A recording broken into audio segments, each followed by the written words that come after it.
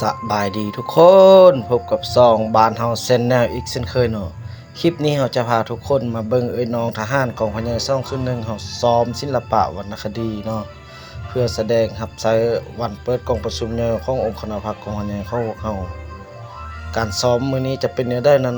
ฝากทุกคนกดไลค์กดติดตามเพื่อเป็นแรงใจกำลังใจให้เขาเจ้าเด้อเฮาไปติดตามชมกันเลยเนาะ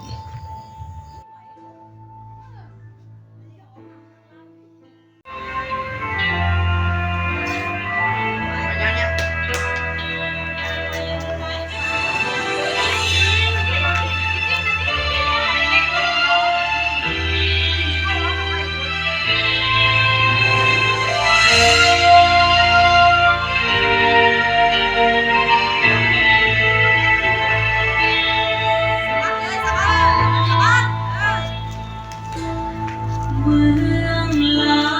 วแต่ก่อนคือมารฮาวีนับหลายร้อยปีหาสิ้นเสรีทุกอย่างศัตรูแบ่งแยกเราแตกไปคนละทางดังเรือบ่มีนายทางมาแสงสว่างทางไป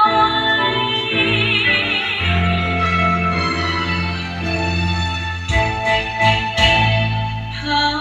กเอาต้องโอมลาวขึ้นมาใหม่ลาวเหนือกลางใต้องค์แห่งใจสมัครสมา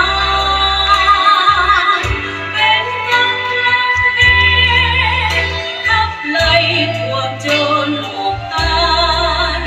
ด้วยความกีฬาอาถรรพ์กษัตริย์น้องผ่านก็ฝนลงแด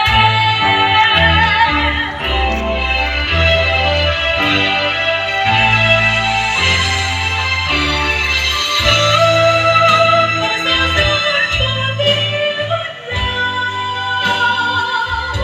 เป็นเพื่อนไฟแด